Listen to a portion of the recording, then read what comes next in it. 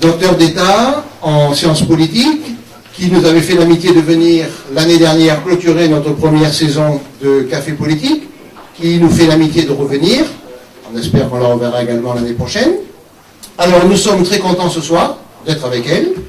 Nous sommes très contents aussi d'avoir réussi à tenir, non pas notre pari, mais notre engagement, quand nous avions dit en septembre que nous ferions 9 cafés actualités, cafés politiques, qui traiteraient des thèmes cruciaux, des thèmes majeurs, des thèmes fondamentaux de notre aujourd'hui.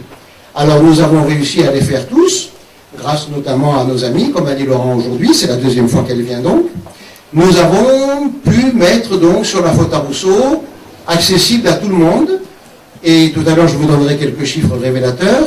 Nous avons donc pu créer une véritable collection, une vidéothèque de ces intervenants de qualité qui sont venus parler de ces thèmes que sont la théorie du genre avec Gérard Leclerc, que sont la crise économique avec Antoine de Crémier et avec son cousin Hilaire de Crémier. Par exemple, je vous disais quelques chiffres, sur le site Vimeo, qui est le site sur lequel nous déposons ces vidéos que Paul enregistre, et je l'en remercie encore une fois, eh bien nous sommes en train d'arriver pour l'ensemble de nos vidéos à 278 000 téléchargements. Et le café politique d'Antoine de Crémier et d'Hilaire de Crémier consacré à la crise, donc un sujet d'actualité s'il en est, totalise à lui seul, cette seule vidéo, 48 100 téléchargements. Donc vous voyez que nous sommes satisfaits. Nous avons demandé à Jean-François Mattei aussi, le 7 janvier, de nous parler sur le déclin de la civilisation européenne. Jean-Baptiste Donnier nous a parlé de la présidentielle, le grand piège, Patrick Barrault, de la Révolution, Axel Tisserand. Et nous ferons la même chose l'année prochaine, puisque je vous annonce d'ores et déjà que le programme de notre 3e saison est bouclé.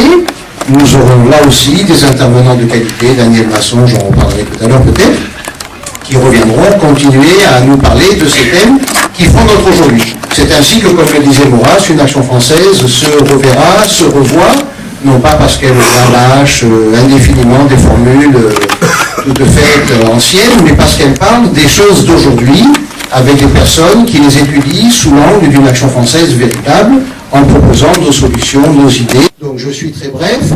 Je vous signale juste que nous arrivons à la pause estivale pour tout le monde. Cette pause n'en est pas tout à fait une, puisque la faute à Rousseau est un quotidien, il continuera donc à paraître tous les jours. Donc nous resterons avec vous au mois de juillet et au mois d'août. Et puis nous reprendrons ensuite pour une 3e séance de café politique. Mais vous savez que cette année, il y a une particularité, c'est que notre réunion de rentrée, à laquelle je vous invite déjà, je l'ai déjà fait d'ailleurs la dernière fois, n'aura pas lieu à la fin septembre, mais au début septembre, au tout début septembre, le 1er septembre, nous serons autour de Nicole Maurras, justement, à Martigues, chez Charles Maurras, dans les jardins de la Maison du Chemin de Paradis, puisque c'est 2012, le 50e anniversaire de la mort de Charles Maurras. Voilà, donc je m'arrête là. Je vous ai juste indiqué l'intérêt de ces cafés, l'intérêt de cette collection. Vous savez que sur la faute à Rousseau, nous avons dépassé le chiffre de 105 000 pages lues mensuelles, le chiffre de 30 000 visites par mois, ce qui n'est pas mal, ce qui est prometteur, et nous avons chaque mois un lectorat de 15 000 personnes qui viennent se connecter et lire. Donc le travail que nous faisons est intéressant, il faut le continuer. Alors je remercie Annie Laurent, je lui passe la parole. Elle nous avait parlé l'an passé du monde arabe, des printemps arabes. Elle va continuer aujourd'hui une sorte de chronique ininterrompue. Merci d'être là. François qui a encore pas mal parlé, c'est très bien, mais qui a oublié de citer l'orateur qui est là, le seul d'ailleurs, c'est Alain Bourri, qui a participé au café politique. C'est la moindre des choses quand même de le citer. Merci. Voilà, alors bonsoir à vous tous. Alors, où va le monde arabe? Je ne sais pas trop, mais enfin on va essayer d'esquisser quelques perspectives. Voilà, je vous présente le plan d'abord. Je vais rappeler les premières étapes de ces révolutions qu'on a baptisées printemps arabes. Ça, ce sera assez rapide. Ensuite, je vais m'attarder davantage sur l'Égypte et sur la Syrie. C'est 2 points très importants. La Syrie avec le Liban aussi. Et puis, je terminerai avec quelques réflexions sur la politique occidentale dans ces contextes-là. Voilà. Alors, les premières étapes, je les rappelle, donc, tout a commencé en Tunisie à la mi-décembre 2010. La révolution s'est déroulée très vite. Elle s'est achevée par elle s'est conclue par le départ du président Ben Ali, qui a quitté son pays en février 2011. Ensuite, il y a eu des élections législatives qui ont donné, à la surprise de beaucoup d'observateurs en Occident, la victoire au parti islamiste Ennahda. Ennahda, ça veut dire la Renaissance. Et donc le chef était exilé à Londres depuis une dizaine d'années. Il est rentré, bien sûr. Et voilà. Ça a surpris parce qu'on avait l'habitude de voir la Tunisie comme un pays, on disait laïque. En fait, il n'est pas laïque. Hein, il n'a jamais été laïque puisque l'islam était et reste la religion officielle en Tunisie. À la suite des législatives, on a élu un nouveau président de la République. Alors, c'est un francophone, Monsef Marzouki. Il était exilé à Paris. Alors lui, c'était pas du tout un islamiste, il était plutôt de gauche, voilà, une catégorie qui n'est pas très adaptée au monde arabe, mais enfin, il se définissait beaucoup comme ça, en tout cas progressiste. Disons, il y a une vingtaine d'années, il avait publié en France un livre très intéressant, Arabe si vous parliez, aux éditions Lieu commun. Je ne sais pas s'il va être réédité, il en est question. Et en le lisant, on voyait un homme extrêmement habité par des idées très modernes et pour lui laïques. Alors ça a surpris évidemment que ce pays qui s'est donné un parlement à majorité islamiste et maintenant un président modernisant, on pourrait dire. En fait, il a accepté cette présidence, il est rentré dans son pays, donc de Paris, et pour justifier son acceptation, il a dit qu'après tout, il s'était trompé, qu'il n'avait pas réalisé l'importance du fait religieux dans l'identité de la Tunisie. Alors là, il joue le jeu jusqu'à même ne plus porter de cravate. Vous savez, ce qui distingue souvent les islamistes, c'est qu'ils ne portent pas de cravate pour montrer qu'ils ne sont pas, donc... Bon. Il y en a plusieurs ici d'ailleurs qui n'ont pas de cravate. Voilà, donc, tout récemment, on a eu aussi une nouvelle étape avec la légalisation en Tunisie du premier parti salafiste qui porte le nom de Front de la Réforme. Il y a eu aussi récemment un drame, je ne sais pas si ça a un rapport, mais enfin, il y a quand même des tendances à la réislamisation dans certains milieux tunisiens. Tout récemment, on a assassiné un musulman converti au christianisme. Il a été égorgé donc en Tunisie. Voilà pour la Tunisie. Alors le Maroc maintenant, je peux déjà faire cette remarque, c'est qu'on peut constater, que les monarchies tiennent beaucoup mieux que les républiques. C'est un fait dans les autres pays de la région. Je vais vous le rappeler. Alors, le roi Mohamed VI a senti, bien sûr, le vent tourner. Il y a eu beaucoup de manifestations à Casablanca et à Rabat. Donc, il a pris les devants. Il n'a pas attendu que la violence augmente trop. Et il a promulgué des réformes constitutionnelles, une nouvelle constitution, suivies d'élections législatives qui ont donné la majorité, là aussi, au parti islamiste. Maintenant, donc, nous avons un nouveau gouvernement islamiste. C'est le parti de la justice et du développement. Le roi a nommé le chef de ce parti comme Premier ministre. Alors, je ne suis pas allée au Maroc depuis longtemps, mais des échos que j'en ai eu tout récemment par des gens qui y étaient m'ont dit que l'ambiance a beaucoup changé ces derniers mois. Là, il y a une véritable réislamisation des mœurs, une ambiance pesante. Il y a des lieux où on ne peut plus boire d'alcool, même à Rabat, et bien sûr dans les villes plus traditionnelles comme Fès et Meknès. Là aussi, d'ailleurs, j'ai un ami qui vit là-bas et qui m'a rapporté trois faits dramatiques tout récemment. Donc, on a tué un juif à Fès. Vous savez qu'au Maroc, il y a des juifs marocains. On a tué un catholique à Agadir. Et on a agressé une femme catholique enceinte à Mohamedia. Son mari était au travail, elle était dans sa maison dans la journée et elle a subi une agression et la maison a été pillée aussi. C'est des choses qu'on ne voyait pas avant ou alors de manière très très exceptionnelle. Il y a eu ces trois événements là coup sur coup. Voilà, l'Algérie pour l'instant n'a pas vécu de révolution, mais on sait que l'islamisation est très croissante. On a fermé des cinémas, des bars, des restaurants à Alger. bon, je ne m'attarde pas sur l'Algérie.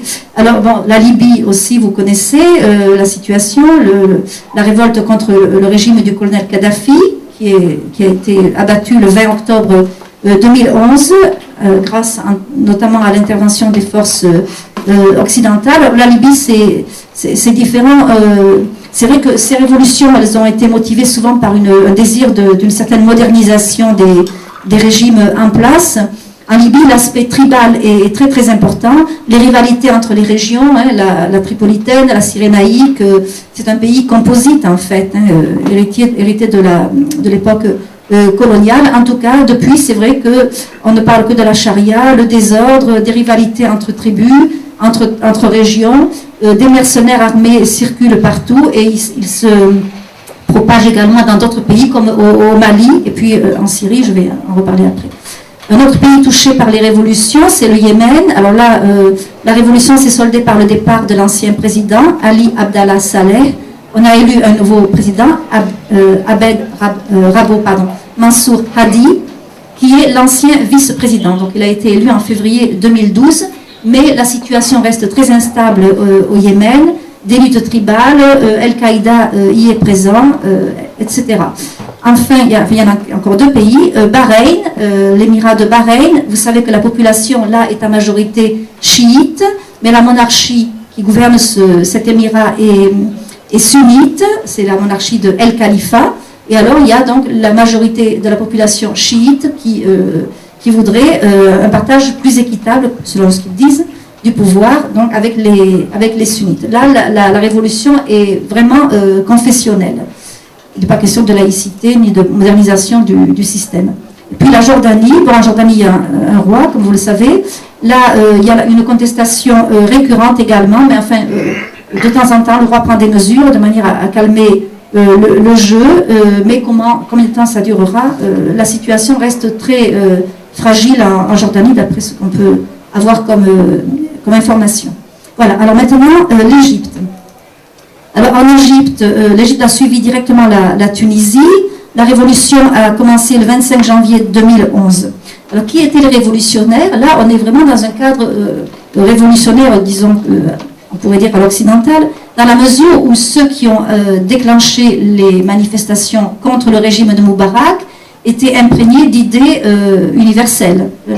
La dignité de l'homme, la liberté, la démocratie, enfin, on peut en discuter, mais c'était les arguments qu'il donnait pour contester le régime de Moubarak. Au fond, c'était d'ailleurs la même chose en Tunisie quand ça a commencé aussi. Donc, rien à voir avec la religion en Égypte au début. Les frères musulmans s'en sont méfiés. Les frères musulmans, donc ce mouvement islamiste, fondé en 1928, qui a dans son programme l'application la plus intégrale possible de la charia, la loi islamique. Donc ils s'en sont méfiés au début, ils étaient dans l'illégalité jusque-là, mais très influents dans la société, je vous en reparlerai après.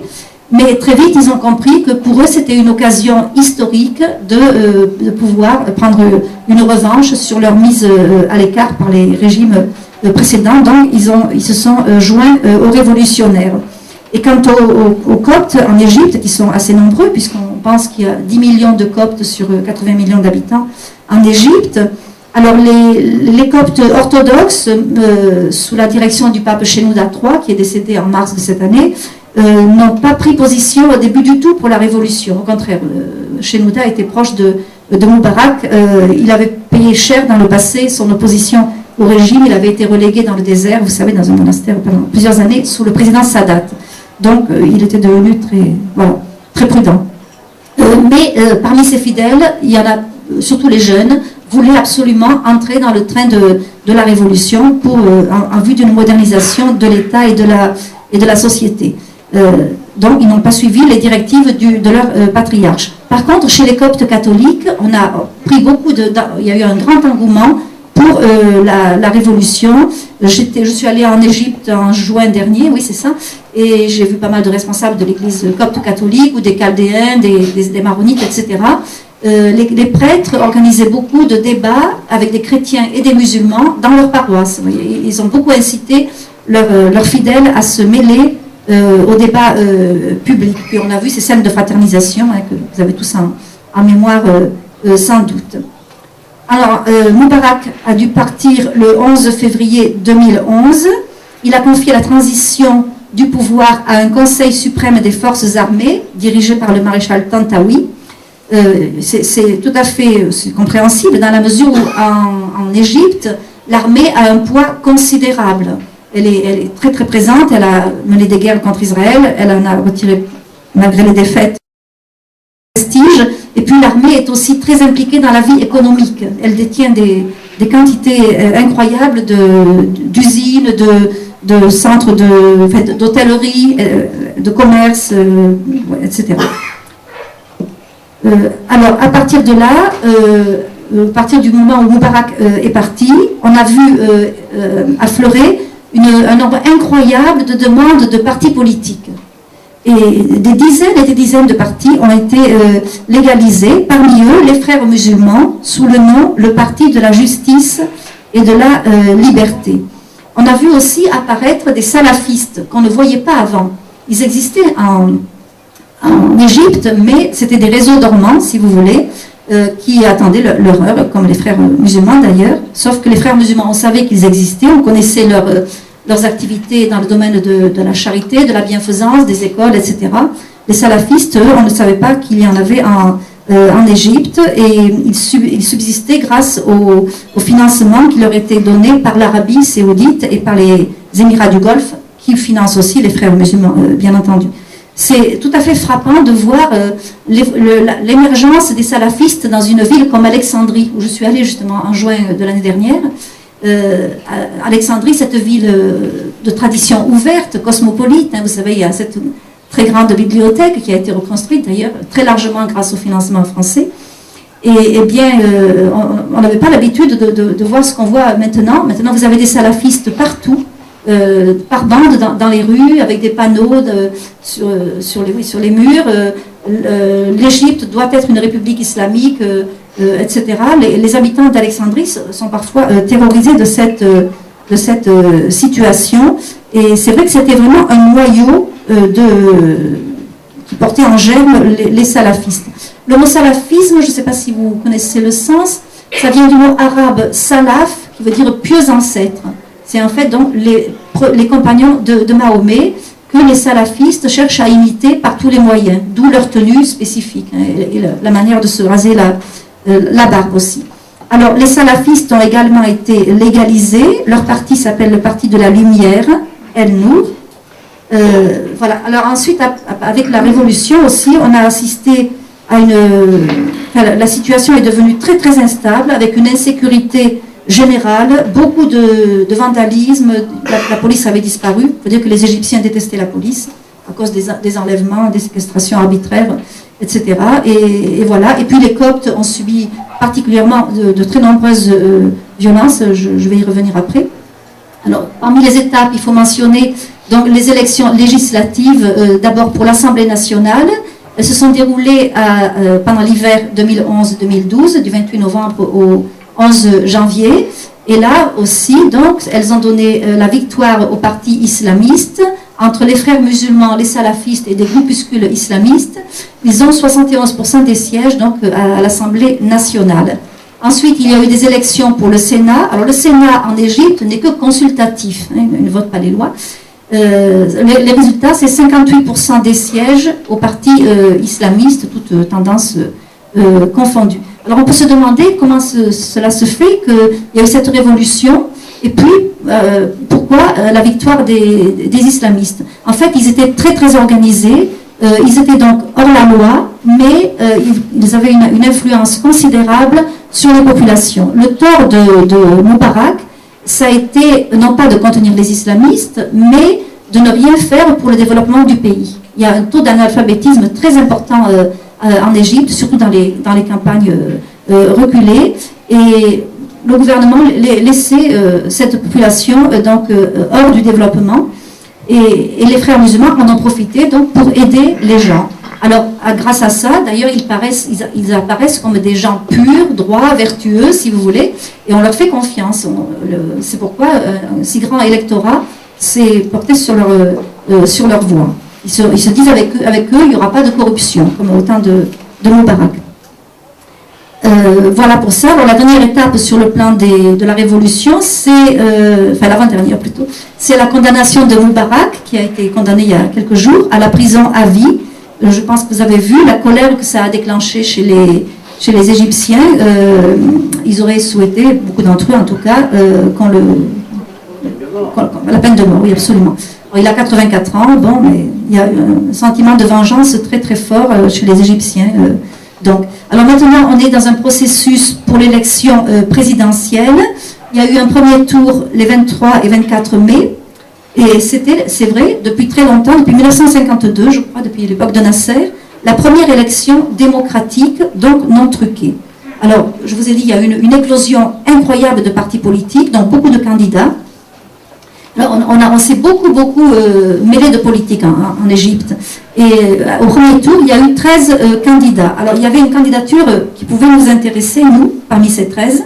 C'était celle de Amr Moussa.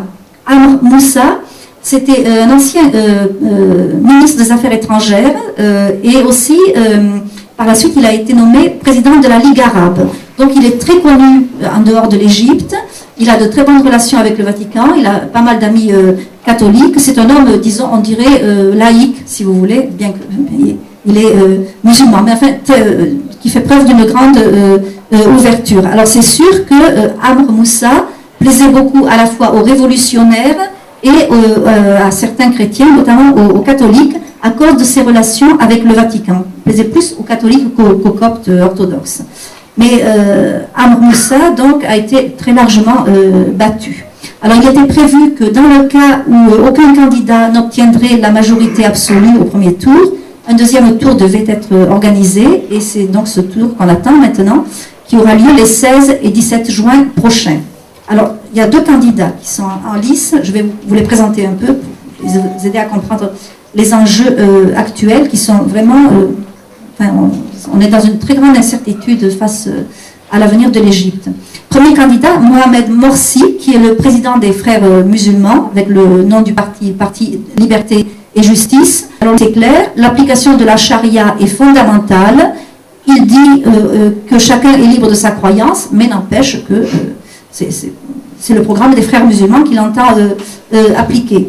Une autre caractéristique de Mohamed Morsi, c'est qu'il est un militant très actif contre Israël, ce qui inquiète d'ailleurs bien sûr l'État d'Israël. Il a fait partie d'un groupe constitué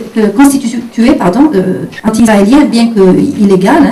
Et puis alors vous savez, les Israéliens ont de quoi s'inquiéter, c'est vrai, puisque à l'automne dernier, c'est ça, on a attaqué l'ambassade israélienne d'Israël au Caire. Et il a fallu exfiltrer d'urgence en pleine nuit les dates qui étaient là.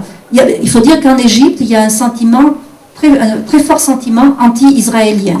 Entre Israël et l'Égypte, ce n'est pas une vraie paix. Il y a un traité de reconnaissance, mais il n'y a pas la paix. Il n'y a aucun échange entre les deux pays. D'ailleurs, il n'y a pas longtemps, il y a eu un événement qui me revient là. Le grand mufti d'Égypte, donc le principal responsable religieux de l'islam sunnite, est allé à Jérusalem. Il n'est pas allé voir les autorités israéliennes, bien sûr. Il est allé voir les Palestiniens musulmans, mais il est allé aussi faire un pèlerinage sur l'esplanade des mosquées, au-dessus du mur occidental.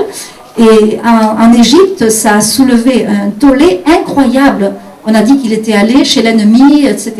Des polémiques inouïes. Même la grande université d'El-Azhar, dont je vais vous reparler après, a pris position contre ce voyage, en disant que c'était comme une trahison, en quelque sorte. Donc, je vous dis ça pour vous montrer que le sentiment anti-israélien est très fort en Égypte.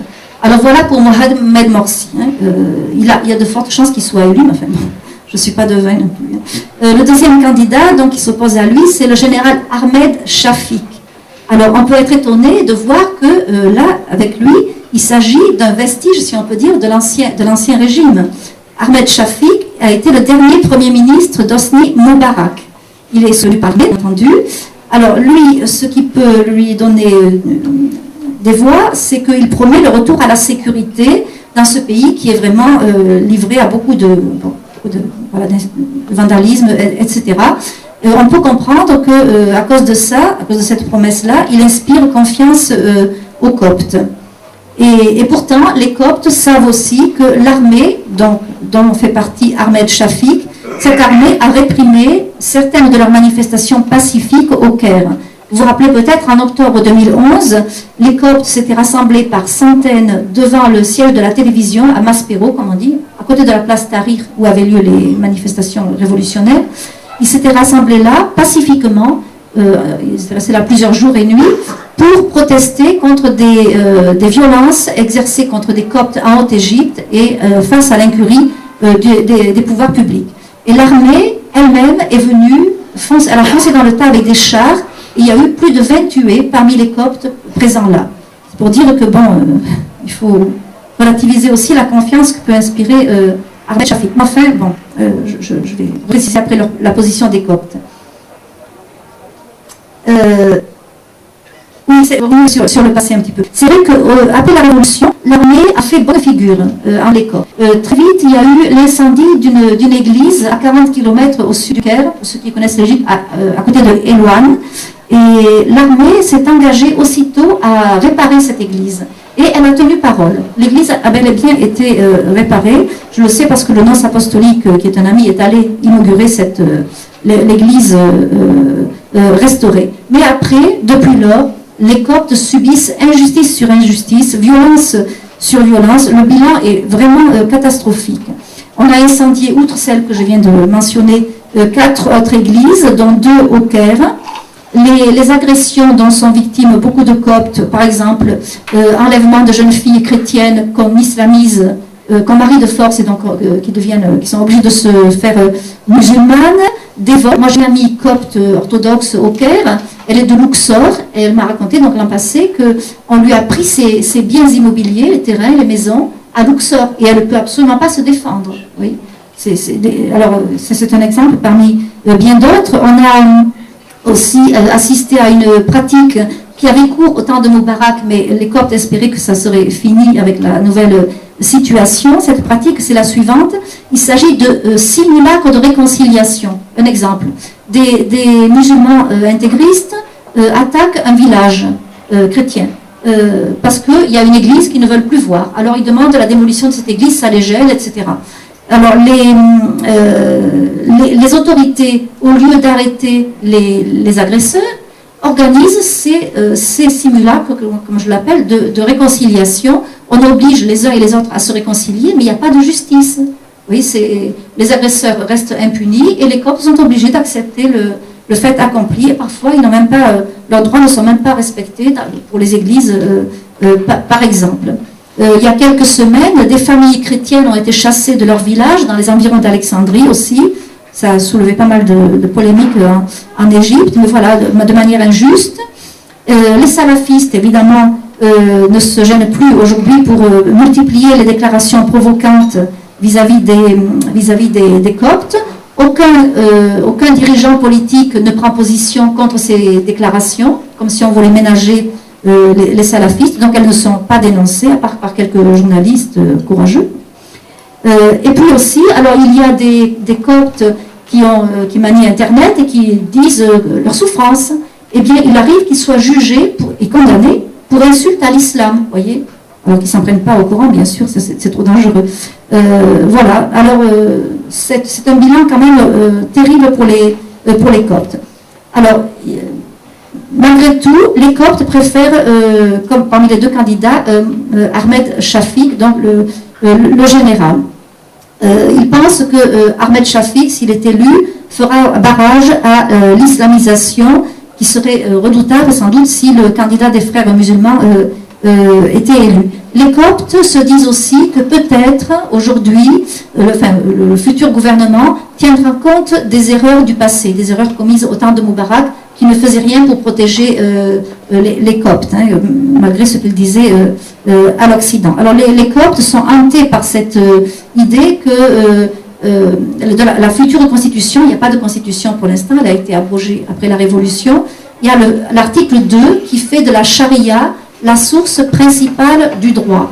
Alors ils ont très peur que cet article 2 ne fasse plus tard, voilà notre article, la constitution, ne fasse de la charia non pas la source principale, mais la source exclusive du droit. Alors, vous voyez un peu ce qu'il en adviendrait des Coptes à ce moment-là. Alors, concernant ceux qui vont sans doute voter pour Ahmed Shafik, il y a bien sûr tous ceux qui travaillent dans le secteur du tourisme, enfin, en tout cas, les responsables. C'est évident, hein, vous comprenez bien que si les frères musulmans arrivent au pouvoir, ça risque de poser de sérieux problèmes pour accueillir les touristes au niveau de la vente d'alcool, des tenues sur les plages, etc. D'ailleurs, plusieurs islamistes ont bien dit qu'il faudrait voter des lois contre les maillots de bain, par exemple, pour les femmes, surtout, bien sûr, sur les plages. Alors, les révolutionnaires, comment est-ce qu'ils, égyptiens, ceux qui ont déclenché le mouvement, comment est-ce qu'ils se situent? Ils sont bien sûr désemparés. Et pendant des mois, ils ont dit « on nous a volé notre révolution ». Alors Shafik, bien malin, leur dit maintenant « on vous a volé votre révolution, je l'admets, mais je m'engage à vous en rendre les fruits ». Il promet même de les associer au pouvoir s'il est élu. Et il n'y a pas de retour à la cible. Et l'autre jour, une déclaration du même Shafik qui dit qu'il n'est pas hostile à la formation d'un gouvernement dont le Premier ministre serait frère musulman. Vous voyez, on est en pleine ambiguïté. Hein. Et puis les révolutionnaires savent bien aussi que l'armée a souvent maté leur mouvement pendant les mois de la révolution. En même temps, une autre ambiguïté, c'est que Shafik se présente pour la création d'un État civil. Alors on dit toujours un État civil dans le monde arabe pour surtout ne pas prononcer le mot laïcité. Hein. C'est un mot tabou qui est impossible de parler de laïcité. Alors pour plaire aux frères musulmans, pour les rassurer, on parle d'État civil, mais en fait on ne sait pas trop ce que ça veut dire l'État civil. Alors voilà, les Égyptiens se trouvent maintenant placés devant un choix crucial. Soit le retour à l'ancien régime avec Ahmed Shafik, soit l'islamisation en règle de leur pays. Et au fond, aucun des deux candidats n'incarne les idéaux révolutionnaires. Alors, quel avenir pour l'Égypte? On ne peut absolument pas faire de pronostics sérieux tant qu'on n'a pas une nouvelle constitution. Les prérogatives du futur président, elles sont floues, justement, à cause de l'absence de constitution. On peut se poser aussi la question du rôle d'El-Azhar. Donc, El-Azhar, c'est la grande institution sunnite qui est au Caire, et qui a une influence bien au-delà des frontières de l'Égypte. C'est une institution qui est très, très ancienne, qui possède une université avec des centaines de milliers d'étudiants, répartis un peu dans toute l'Égypte, et puis des écoles primaires, secondaires, etc. Son influence est considérable. L'été dernier, El-Azhar a publié des documents intéressants, estimant qu'il fallait absolument respecter toutes les libertés. Il y en a un qui m'a particulièrement frappé. Ce document, on parlait de la liberté religieuse. Mais quand on lisait le document, on voyait bien qu'il y avait une ambiguïté là aussi. Parce que quand on parle de liberté religieuse, dans le monde musulman, il ne s'agit qu'éventuellement de liberté de culte pour les non-musulmans, les Coptes en l'occurrence. Mais en aucun cas de liberté de conscience. Liberté de conscience qui permettrait à des musulmans de changer de religion. Vous voyez. Un ami jésuite à Alexandrie m'a commenté ce texte, il m'a dit si ça avait été autrement, si El-Azhar avait reconnu la liberté de conscience, eh bien ce ne serait plus l'islam. Voilà. Alors on va voir quel sera le rôle de... Ah oui, El-Azhar, une autre chose. Dans les premiers temps de la Révolution, le chef, le grand chef d'El-Azhar, le chef, donc, a organisé de la famille égyptienne. Alors c'est une structure au sein d'El-Azhar qui convoque des réunions régulières des membres de toutes les communautés religieuses donc de la société égyptienne. Donc des musulmans bien sûr, mais aussi des coptes, des catholiques, etc. Mais bon, j'en ai parlé avec plusieurs évêques là-bas, ils m'ont dit c'est purement formel. Hein, on n'a pas... voilà, mais bon, la maison de la famille égyptienne. Voilà pour les... Ah oui, alors bien sûr, avec tout ça, depuis la Révolution, les Coptes émigrent en quantité de plus en plus nombreuse. Déjà, il y avait un mouvement d'émigration, mais là, il y a eu une accélération. J'étais au Canada il y a début du mois de mai, Et j'ai des amis coptes à Montréal. Le mari est un juriste qui est président de l'association des coptes du Canada. Il m'a dit, on voit arriver beaucoup de coptes chez nous maintenant, ou des demandes de visa. Alors là, on était à Montréal, donc au Québec. Vous savez qu'au Québec, on accepte l'immigration que si elle est francophone. Ça, on ne peut que s'en réjouir, bien entendu. Mais il y a aussi beaucoup de musulmans francophones, donc beaucoup de Marocains, de Maghrébins en général, et donc des coptes francophones qui émigrent au Canada. À Montréal, vous voyez, il y a 4 paroisses coptes orthodoxes actuellement. C'est pas rien du tout. Hein. Voilà, maintenant pour la Syrie. Alors en Syrie, les manifestations ont commencé à Deraa, une ville dans l'extrême sud, à la frontière jordanienne. Ça a commencé le 15 mars 2011. Alors on fait un bilan terrible, c'est vrai. On parle de 13 000 morts. Maintenant, c'est très difficile d'être absolument sûr de la réalité des chiffres et surtout de savoir qui a commis tel ou tel massacre ou telle violence, parce que dès le début, il faut le dire, il y a eu une couverture médiatique unilatérale. Dès le début, on a dit c'est Bachar el-Assad, le président, donc, qui est responsable de tout. Alors, comment les choses se présentent? Donc, Bachar tient le pouvoir jusqu'à présent. Il y a une opposition qui s'est formée, mais c'est une opposition multiforme, disparate, divisée, désorganisée. Elle a 2 éléments principaux, mais il y en a d'autres encore. Alors, les 2 éléments principaux sont d'abord le Conseil national syrien, formé de laïcs, si vous voulez, de civils plutôt. Ce Conseil national syrien a été dès le début présidé par un universitaire syrien exilé à Paris, Burhan Galioun, donc parfaitement intégré en France. Il se dit militant de la gauche nationaliste arabe. Le problème, c'est que Burhan Galioun est inconnu en Syrie. Ça fait au moins 40 ans qu'il vit à Paris, même plus, je crois. Et j'ai interrogé des Syriens, on n'a jamais entendu parler de lui. Vous voyez. Alors, il vient de démissionner de la présidence du Conseil national syrien. Ce qui est ennuyeux pour lui et pour l'opposition, c'est qu'il a été mis à cette position, à ce poste-là, par les frères musulmans, qui ont œuvré pour le mettre à la tête de ce Conseil national syrien, afin de rassurer l'opinion publique occidentale. Et bien sûr, donc, il est manipulé. En réalité, dans le Conseil national syrien, l'élément dominant, ce sont les frères musulmans syriens, qui sont eux également financés par l'Arabie saoudite et Qatar. L'émirat de Qatar intervient énormément en Syrie. Alors, le Conseil national syrien est pour la militarisation de l'opposition, mais à cause de ces divisions, de cette influence importante des frères musulmans qu'on a découverte en Occident, donc sa crédibilité n'est pas très grande. En plus, il n'a pas de siège, il se balade d'une ville à l'autre. Voilà. Alors, il y a aussi parmi les frères musulmans, donc qui sont représentés au Conseil, l'Observatoire syrien des droits de l'homme.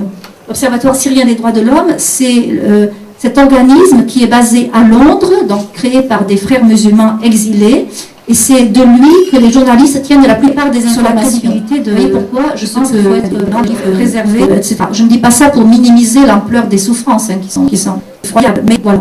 La télévision Al Jazeera, qui émet de Qatar aussi, de Doha, au Qatar, est présente aussi dans la désinformation concernant les événements de Syrie. Et puis, donc, outre le Conseil national syrien, il y a l'armée syrienne libre, comme elle s'appelle, qui est composée de déserteurs de l'armée nationale syrienne, de mercenaires armés qui viennent d'un peu les pays arabes sunnites. Et vous voyez, on ne l'a pas dit dès le début, dès les premières semaines de la révolution. Au début, ce n'est pas une révolution, c'est une manifestation, mais dès le début, des mercenaires sunnites se sont infiltrés en Syrie, par l'Iran, l'Irak, par la Turquie, par le Liban, et même certains sont venus après, sont venus de la Libye avec leurs armes.